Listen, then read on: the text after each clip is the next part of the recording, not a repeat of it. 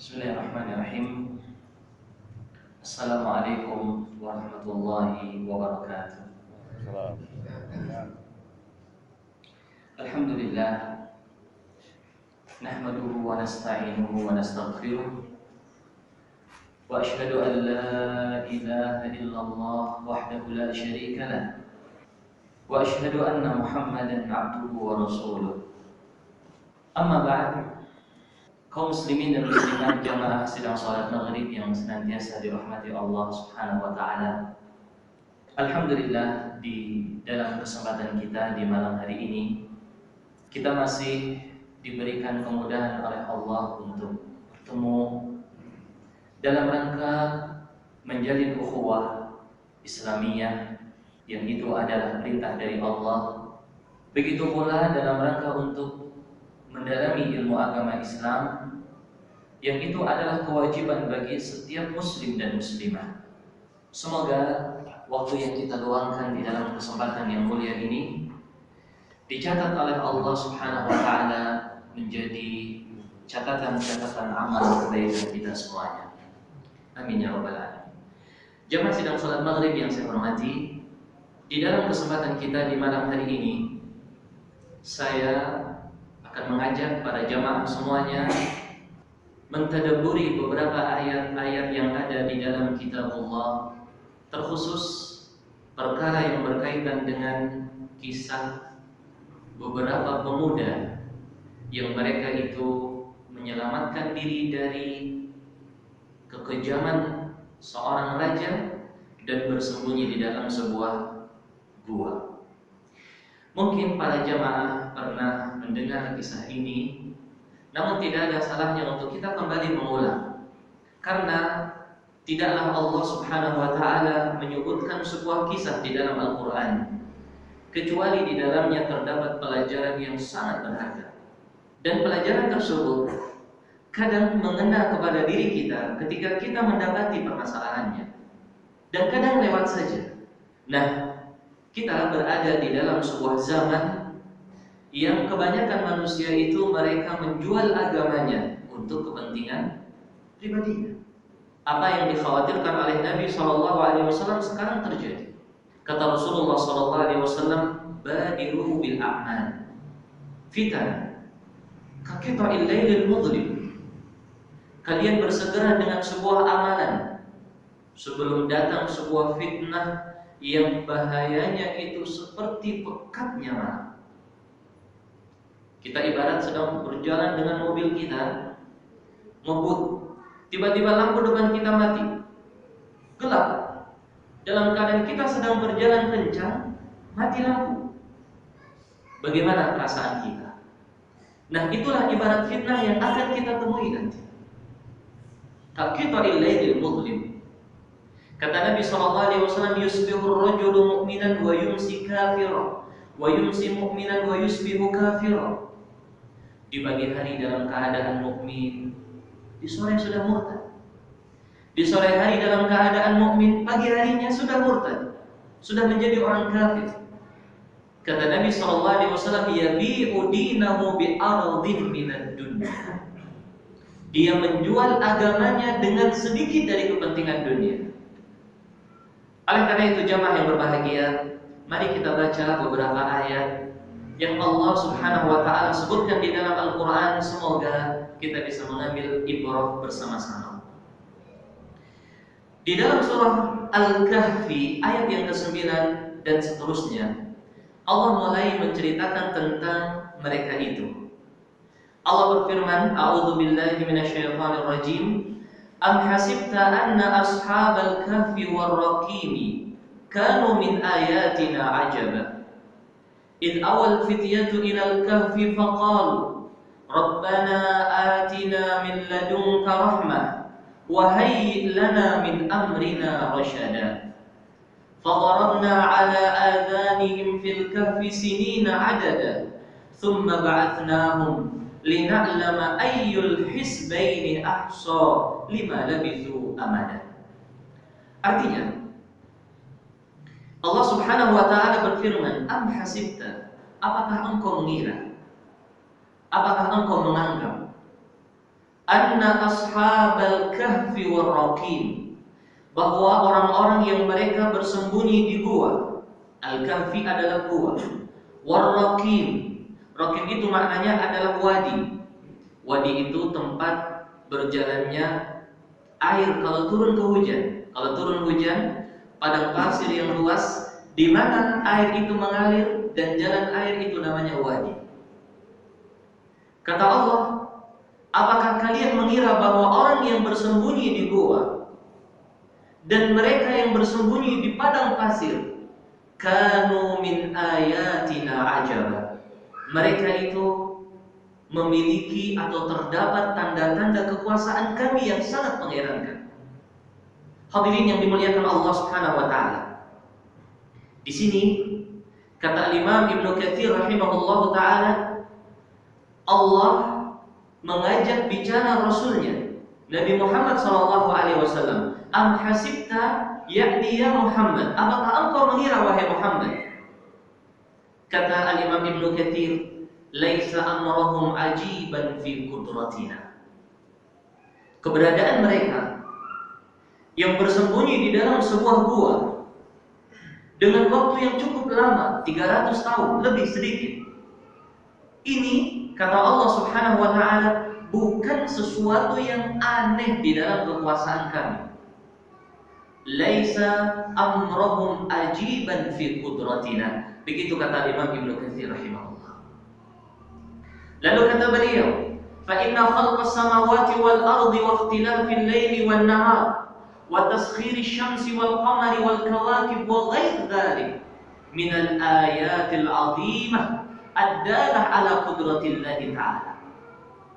Jangankan seperti itu, kata Allah, penciptaan langit, penciptaan bumi, perbedaan langit, perbedaan pergantian malam dan siang, perputaran matahari dan bulan serta bintang yang ada, semuanya ini adalah tanda-tanda kekuasaan Allah dan bahwa Allah itu Maha Agung dan Maha Perkasa. Ini jamaah yang dimuliakan Allah. Jadi Allah menyebutkan kisah itu di dalam Al-Quran sebagai pelajaran kita, sebagai pendidikan, sekaligus sebagai teguran bagi mereka yang tidak mengikuti contoh pemuda-pemuda yang sangat hebat di dalam mempertahankan agamanya. Kemudian kata Allah, id awal fityatu ilal kahfi, ketika beberapa pemuda mereka bersembunyi di dalam goa. Id awal fityatu ilal kahfi, ketika mereka beberapa pemuda itu bersembunyi di dalam gua. Faqalu rabbana atina min ladunka rahmah wa hayyi lana min amrina rasyada. Mengapa mereka sembunyi di gua, jamaah yang dimuliakan Allah? Karena mereka khawatir keimanannya itu akan terlepas dari genggamannya. Di kala itu, raja di mana mereka itu hidup adalah raja yang diktator dan kejam. Raja yang mengaku dirinya sebagai Tuhan, yang siap membunuh dan suka membunuh siapa yang tidak mau beriman kepadanya. Allah memberikan hidayah kepada beberapa pemuda. Ketika berita ini diketahui oleh sang raja marah dan memerintahkan tentaranya untuk menangkap pemuda-pemuda tersebut. Mereka berada di dalam dua pilihan. Kalau mereka menyerah, kalau tidak mati di atas keimanan, mungkin mereka akan melepaskan keimanan karena beratnya ujian. Pilihan kedua, mereka melarikan diri dan bersembunyi di tempat yang aman, menunggu waktu yang tepat untuk kembali menyebarkan tauhid dan syariat Allah Subhanahu wa taala. Jamaah yang berbahagia, mereka semua sepakat untuk memilih pilihan yang kedua. Akhirnya mereka semuanya lari, bersembunyi di dalam sebuah gua, dan disitulah mereka berdoa kepada Allah, Rabbana atina min ladunka rahmah wa hayyi lana min amrina rasyada. Ya Allah, berikanlah untuk kami dari sisimu rahmat, dan ya Allah berikanlah untuk kami di dalam urusan semua kami itu petunjuk dari Engkau. Hadirin yang dimuliakan Allah, pilihan yang benar-benar tepat yang mereka pilih. Mereka memilih di antara dua pilihan, mati di atas Islam ataukah bersembunyi mempertahankan Islam. Kalau kita di zaman sekarang jamaah yang berbahagia, kita akan memunculkan pilihan yang ketiga. Kita akan memberikan opsi yang ketiga, kita menjual agama kita dan menjual prinsip kita untuk menyelamatkan kehidupan kita. Nah, pilihan ketiga ini tidak ada di dalam kamus pemuda-pemuda yang mereka akan bersembunyi. Hadirin yang dimuliakan Allah, coba lihat bagaimana doa yang sangat indah yang mereka ucapkan. Rabbana atina min ladunka rahmah. Ya Rabb, berikanlah kepada kami dari sisimu rahmat. Mereka percaya bahwa apa yang ada di sisi Allah itu jauh lebih utama dan lebih mulia. Kadang kita tidak. Kadang kita masih terbius dengan bias yang ada di dalam lingkungan kita ini. Ya. Kadang kita ini masih ragu. Kadang kita ini masih berpikir apa benar janji yang akan Allah berikan kepada kita atau tidak. Keimanan kita terbiaskan. Hadirin yang dimuliakan Allah, mereka tidak. Mereka meminta kepada Allah, mereka keluar dari kampung halamannya dan mereka berdoa kepada Allah, ya Allah berikanlah kami dari sisimu rahmat. Pernahkah kita berpikir seperti itu, hadirin yang dimuliakan Allah? Pernahkah ketika kita berada di dalam pilihan melakukan yang ini maka saya berdosa, meninggalkan yang ini saya selamat tetapi akan berkurang dunia saya? Pernahkah kita meninggalkan perkara tersebut dan mengharapkan apa yang ada di sisi Allah Subhanahu wa taala? Ini menunjukkan jamaah yang dimuliakan Allah, fitrah yang masih bersih di dalam diri pemuda tersebut. Allah mengingatkan kita di dalam ayatnya. Kata Allah, "Zuyyina lin-nasi hubbus syahawat minan nisa'i wal banina wal qanatiril muqantarati minadh dhahabi wal fiddah wal khairil musawwamati wal an'ami wal harth." Telah diberikan keindahan di mata manusia, anak-anak, wanita-wanita, emas, permata, binatang ternak. Ini semua dilihat indah di depan mata manusia. Apa kata Allah Subhanahu wa taala? Qanatiril muqantarati minadh dhahabi wal fiddah wal khairil musawwamati wal an'ami wal harth. Dzalika mata'ul hayatid dunya. Wallahu 'indahu husnul thawab. Itu indah kita lihat. Enak kita rasakan.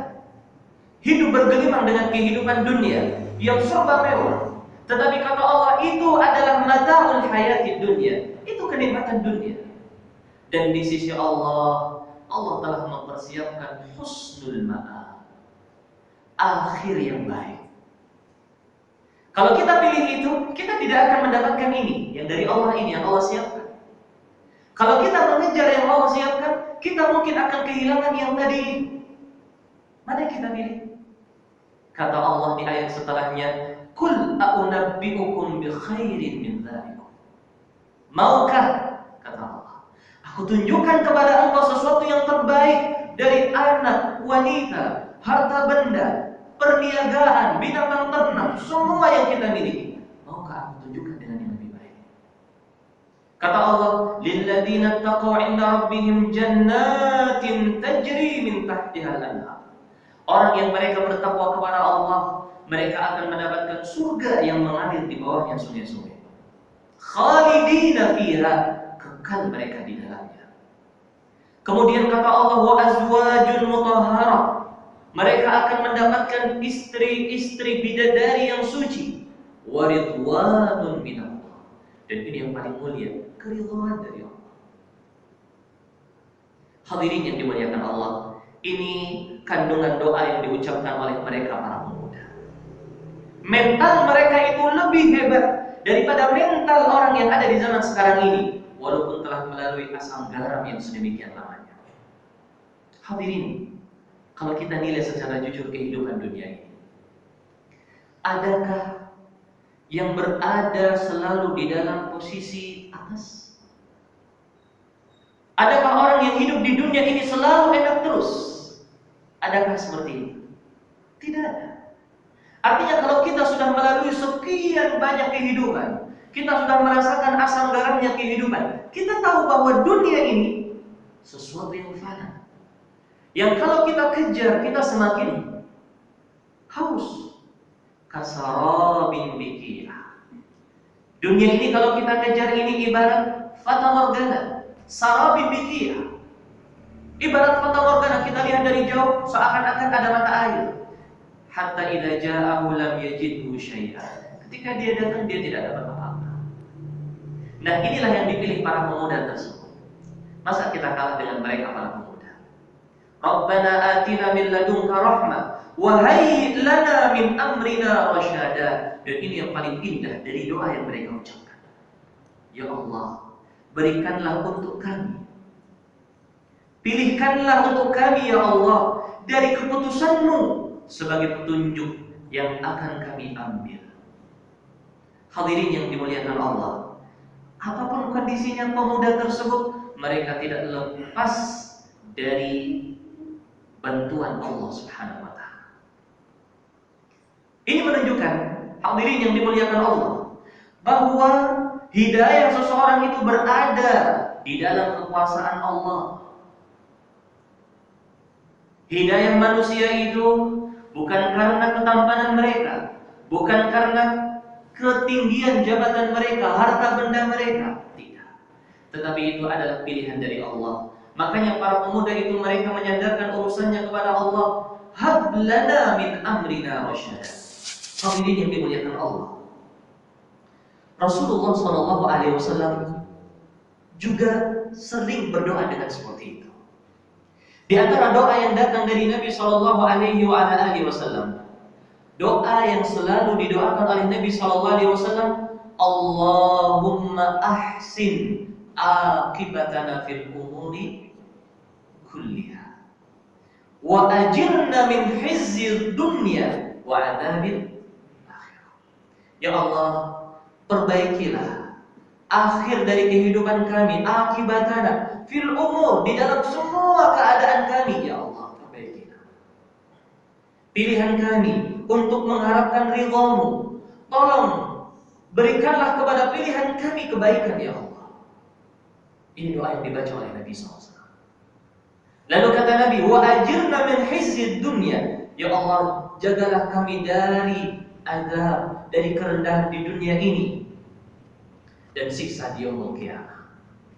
Ini doa yang selalu diucapkan oleh Rasulullah SAW. Nah, oleh karena itu jamaah yang dimuliakan Allah, ini mereka yang pilih. Maka Allah mengatakan di dalam ayat setelahnya, فَضَرَبْنَا عَلَى آذَانِهِمْ فِي الْكَهْفِ سِنِينَ عَدَدًا. Akhirnya Allah Subhanahu wa Ta'ala ضَرَبْنَا عَلَى آذَانِهِمْ, Allah buat telinga mereka tidak mendengar apa-apa, sehingga mereka tertidur di dalam gua sinina adadan, tahun yang sangat banyak. Di dalam ayat setelahnya dikatakan thalathami'atin sinina wasdanu tis'a, 300 tahun ditambah 9, 309 tahun, bayangkan.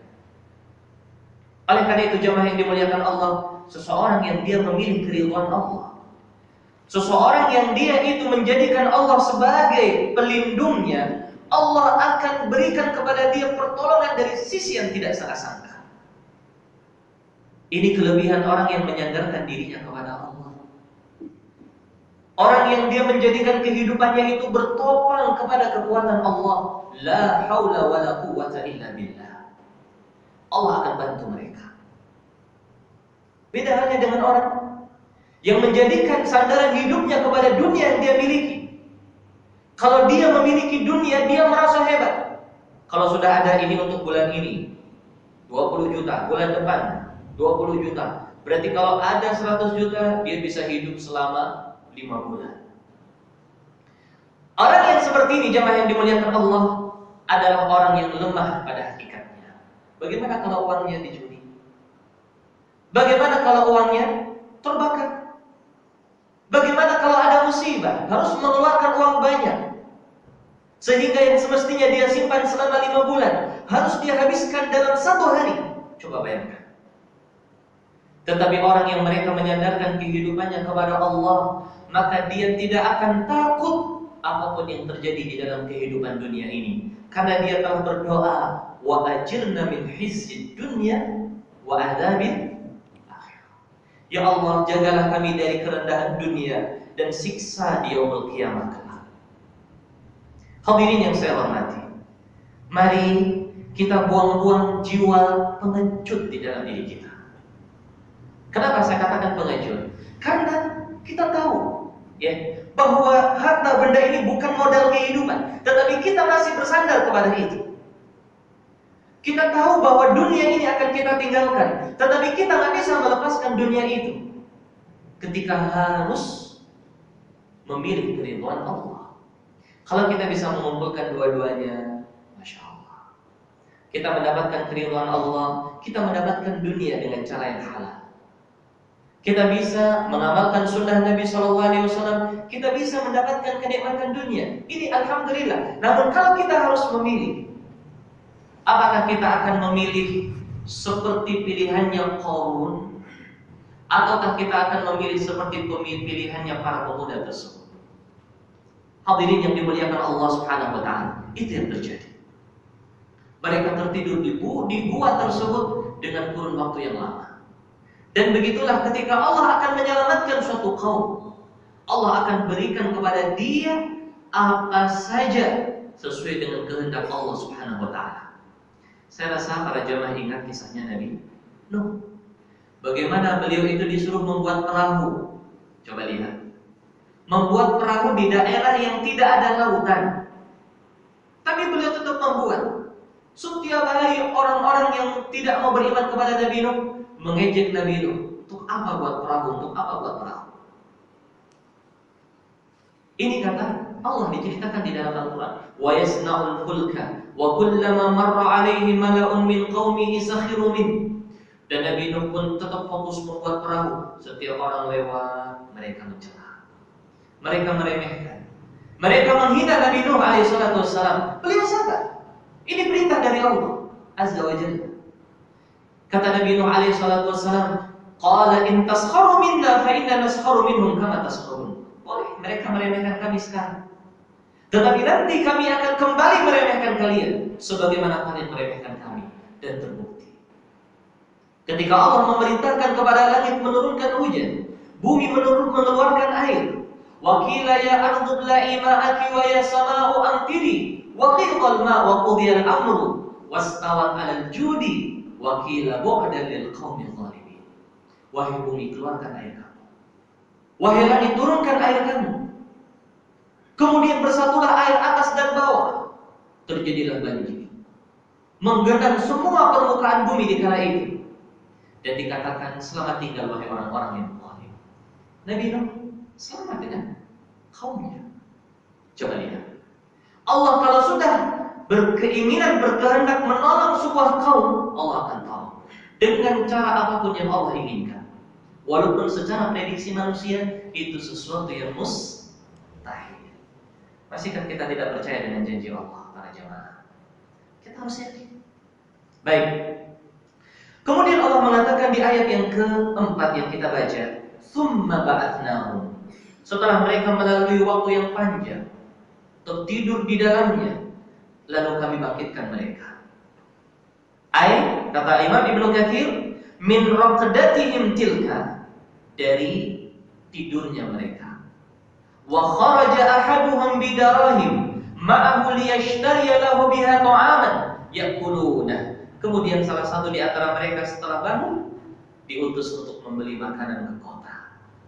Kemudian hadirin yang dimuliakan Allah, ketika sampai di kota, para pedagang mereka heran melihat mata uang yang dibawa oleh pemuda itu. Ini mata uang 300 tahun yang lalu. Heboh. Akhirnya dibawalah pemuda itu menuju raja. Raja yang ada di kala itu, ketika sang raja melihat adanya uang koin, yang ini adalah uang 300 tahun yang lalu, raja tersebut sujud dan bersyukur kepada Allah Subhanahu wa taala dan minta untuk dipertemukan dengan teman-temannya. Coba lihat, jamaah yang dimuliakan Allah, kita memprediksi mereka lari sembunyi. Mungkin mereka tidak tahan 1 bulan, tidak tahan 2 bulan. Mungkin mereka akan kembali menyelamatkan diri mereka. meminta ampun kepada raja untuk diampuni. Tetapi Allah memberikan ketentuan lain. Makanya hadirin yang dimuliakan Allah, kita harus percaya kepada Allah. Kita harus yakin dengan janji Allah. Seseorang yang dia mengejar ketaatan kepada Allah, Allah akan berikan kepada dia balasan, pertolongan dari jalan yang dia tidak sangka-sangka. Wa kana haqqan 'alaina nasrul mu'minin. Sudah menjadi kewajiban bagi kami menolong orang-orang yang mereka itu beriman. Hadirin, jamaah sidang salat maghrib yang dimuliakan Allah Subhanahu wa taala. Bagaimana Allah Subhanahu wa taala membangkitkan mereka dari tidur mereka? Bagaimana Allah menjadikan matahari berjalan dengan arah yang berbeda sehingga tidak menyinari mereka? Bagaimana mereka bisa tertidur tanpa makan, tanpa minum? Ini semua adalah apa yang Allah katakan, kanu min ayatina ajaban. Keajaiban Allah Subhanahu wa taala. Yang ini terus akan senantiasa Allah berikan kepada hamba-hambanya yang mengikuti perintah Allah Subhanahu wa taala. Hadirin, kita ingat kisahnya Nabi Ibrahim.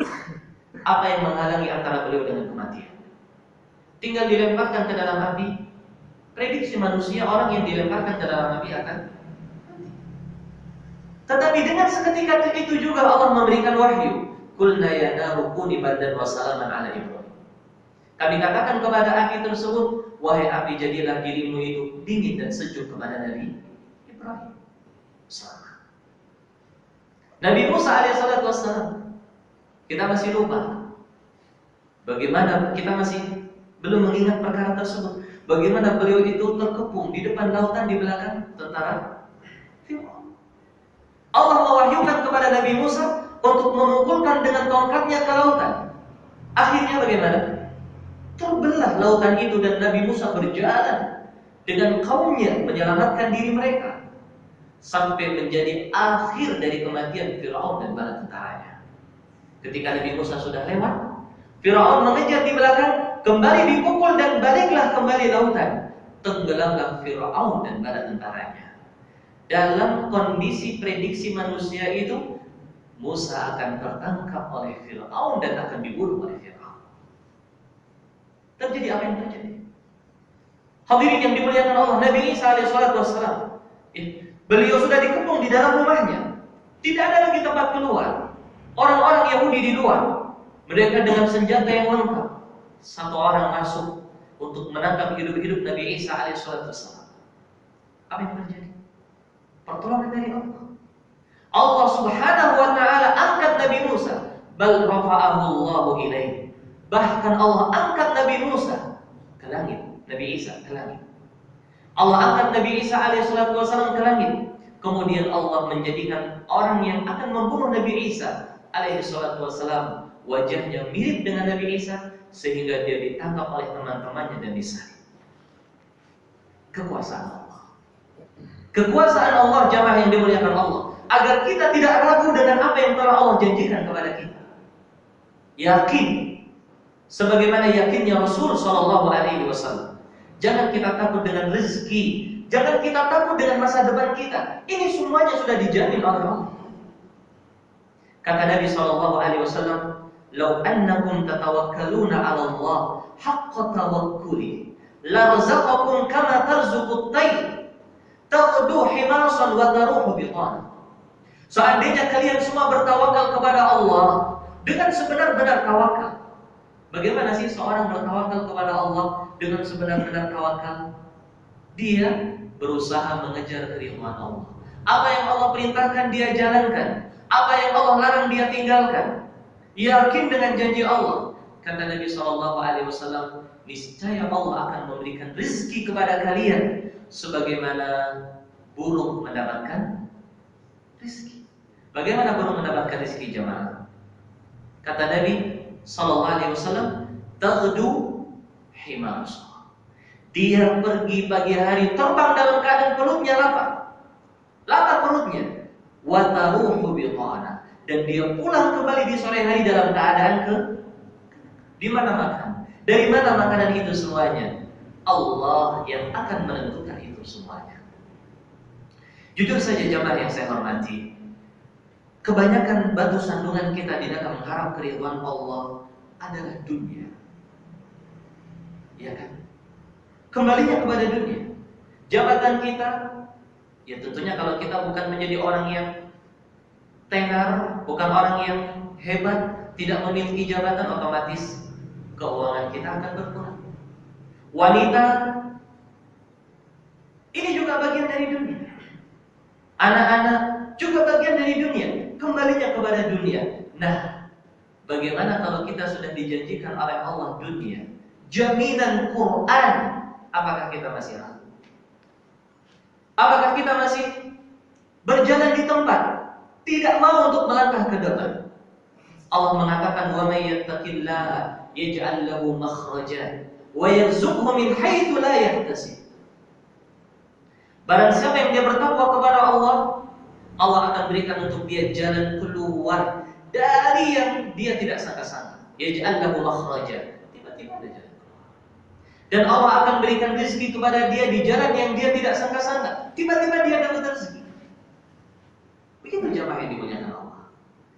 Lalu Allah mengatakan, "Wa may yatawakkal 'ala Allah fa huwa hasbuh."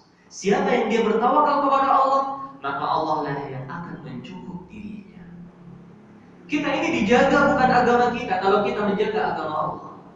Yang dijaga oleh Allah kepada kita ini semuanya, semua kehidupan kita, makanan kita, minuman kita, tempat tinggal kita, anak kita, istri kita, semuanya kita dijaga oleh Allah. Kalau kita menjaga agama Allah. Makanya jamaah yang dimuliakan Allah, jangan ragu. Kaum muslimin yang saya hormati, jangan ragu untuk memilih sunnah Nabi SAW sebagai pedoman hidup, untuk menjadikan Nabi SAW sebagai suri tauladan, untuk menjadikan sahabat Nabi SAW sebagai figur dan contoh. Para muslimah, semoga Allah merahmati dan memberikan keistiqomahan kepada kita semuanya. Jangan ragu untuk memilih Aisyah, Khadijah, Ummu Salamah, Ummu Habibah, Zainab binti Jahsy, Safiyah binti Huyai, dan istri-istri Nabi SAW sebagai contoh. Jangan ragu. Jangan ragu untuk menjadikan istri-istri para sahabiat sebagai contoh di dalam kemuliaan, di dalam kewibawaan mereka menjaga kehormatannya, di dalam hijab yang mereka telah jaga, di dalam ucapan mereka, semua perbuatan mereka. Jangan ragu. Allah Subhanahu wa taala yang akan mengurus sisanya. Tinggal kita menjalankan perintah Allah Subhanahu wa taala. Sisanya beres. Allah yang akan tanggung, jamaah yang dimuliakan Allah Subhanahu wa taala. Ada saja nanti jalan keluar. Coba lihat. Rasulullah SAW itu setiap ada rampasan perang, berapa jatah yang diberikan kepada Nabi? Seperberapa? 1/5. Nah, 1/5 ini jamaah yang berbahagia dijadikan oleh Nabi SAW sebagai nafkah istrinya selama 1 tahun. Jadi selama 1 tahun itu sudah ada tabungan Nabi SAW, sehingga beliau tidak perlu lagi takut dari mana makan selama 1 tahun. Jelas ini? Nah, hadirin yang dimuliakan Allah, tetapi Nabi SAW walaupun sudah ada tabungan 1 tahun, beliau tidak kemudian ragu dengan janji Allah. Siapa yang dia itu memberikan infak, maka akan diganti dengan yang lebih baik. Siapa yang dia bersedekah, maka akan ditambah hartanya. Siapa yang dia menolong anak yatim, maka dia akan mendapatkan ampunan dan surga dari Allah. Nabi SAW tidak ragu. Sehingga ketika ada orang yang butuh, dikasih. Ketika ada fakir miskin butuh, dikasih. Ketika ada orang yang buta, dikasih. Ketika ada tamu, dijamu. Ketika ada keperluan, semua diberikan oleh Nabi SAW. Nah, kalau Nabi SAW berpikir menurut perhitungan kita manusia di zaman sekarang, konyol atau tidak? Konyol ya? Tabungan yang sudah kita siapkan selama 1 tahun, kita obral habis dalam 1 bulan. Gimana ini? Pemasukan tidak ada. Tetapi Nabi SAW janji, ingat dengan janji dari Allah Subhanahu wa taala. Kebiasaan Nabi SAW itu jamaah. Seandainya ada sahabat yang baru masuk Islam, beliau belikan baju, beliau berikan makanan yang enak. Ini kebiasaan beliau. Ketika ada tamu yang datang, beliau jamu dengan jamuan yang mewah, yang hebat, yang banyak. Sehingga, coba lihat jamaah yang berbahagia, bagaimana tawakalnya Nabi SAW kepada Allah. Habis persediaan beliau, tidak menjadikan beliau stop dari menjamu dan bersedekah. Beliau pinjam uang. Beliau pinjam uang, beliau gunakan untuk memberikan kepada orang yang membutuhkan. Beliau pinjam uang, beliau gunakan untuk menjamu tamu. Beliau pinjam uang, beliau gunakan untuk memberikan sedekah kepada mereka yang baru masuk Islam. Sampai beliau utang. Coba lihat. Tapi beliau ingat dengan janji Allah. Sampai di dalam rumahnya itu, kata Aisyah radhiyallahu anha, tidak pernah keluar asap selama 3 hilal. 3 hilal itu 2 bulan. Selama 2 bulan. Ketika ditanya, kalian makan dengan apa? Kata Aisyah radhiyallahu anha, al-aswadan, air dan korma saja. Coba lihat. Resiko. Tetapi Nabi SAW ingat dengan janji Allah. Allah akan mengganti dengan yang lebih baik. Ingat bahwa Allah telah menjanjikan orang yang mereka bersedekah, Allah akan lipatkan balasannya. Yakin. Makanya di dalam saat-saat yang genting datang pertolongan dari Allah.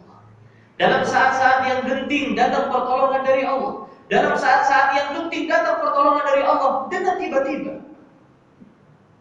Suatu cerita, mungkin para jamaah pernah mendengar. Jadi yang terbiasa mencari pinjaman itu siapa? Bilal ibnu Rabah. Kalau ada tamu datang, kalau ada orang baru masuk Islam, Bilal mencari pinjaman. Lalu dia mencari pinjaman, sana mari. Datang lagi, cari pinjaman, pinjam beliau.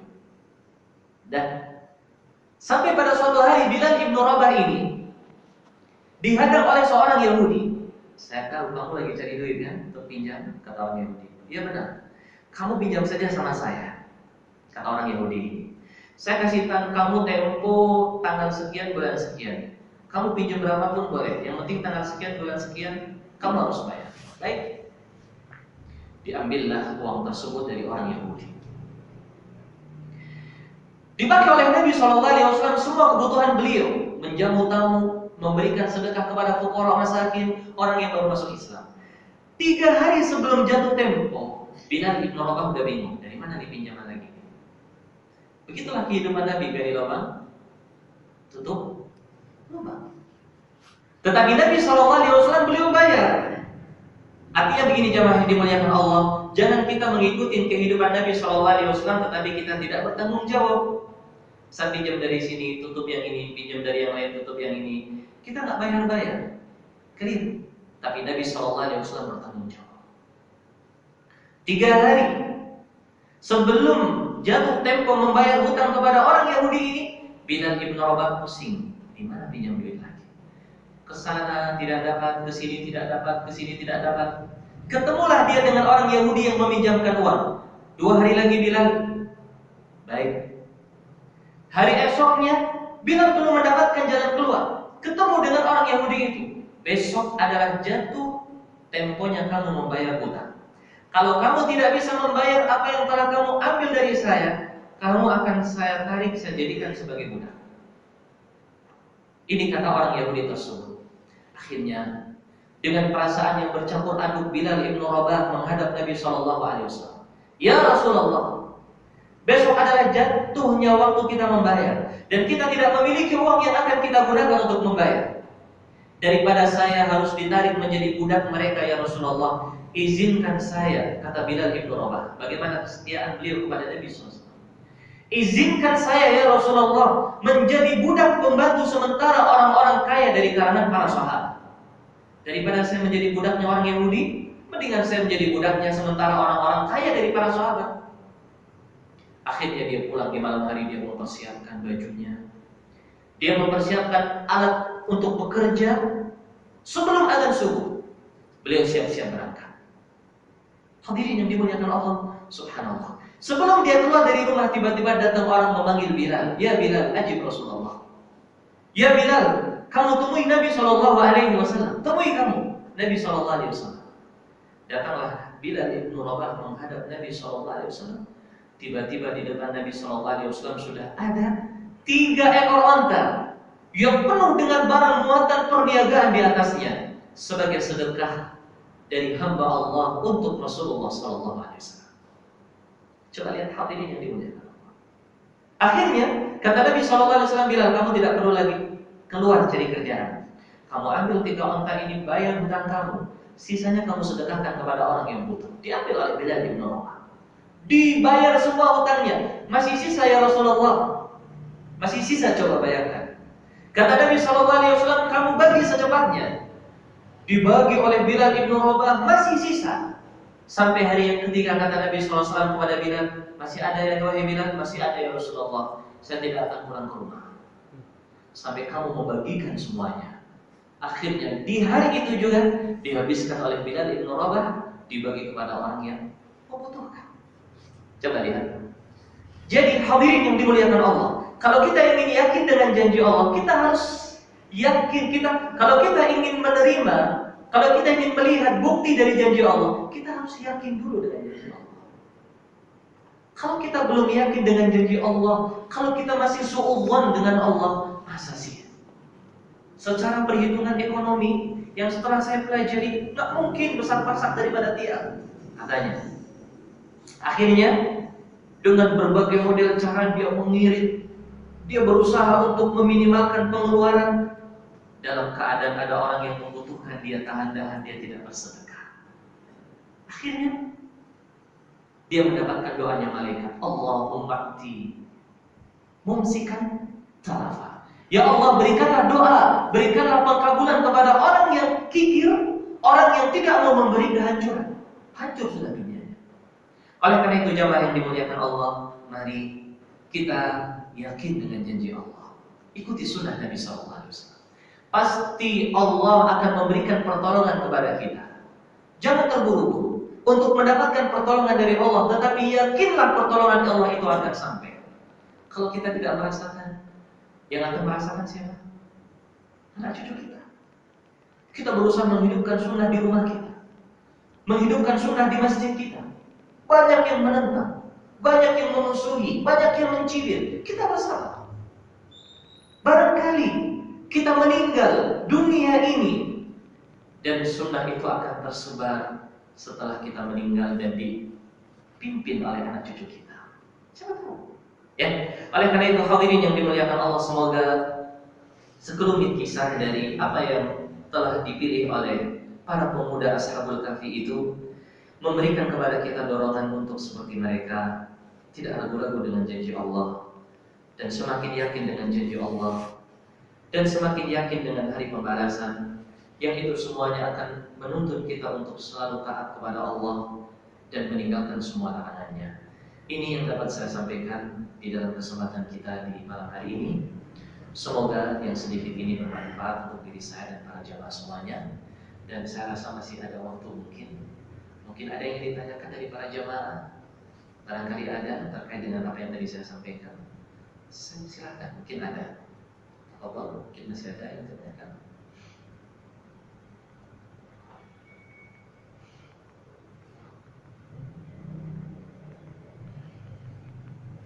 Baik, ada yang ditanyakan para jamaah? Jelas semuanya insyaallah. Baik, seandainya jelas saya cukupkan sekian. Semoga Allah Subhanahu wa taala selalu memberikan keistiqomahan kepada kita. Dan terima kasih atas perhatiannya. Mohon maaf atas segala kekurangannya. Saya akhiri. Subhanakallahumma wa bihamdik, asyhadu an la ilaha illa anta, astaghfiruka wa atubu ilaik. Wassalamualaikum warahmatullahi wabarakatuh.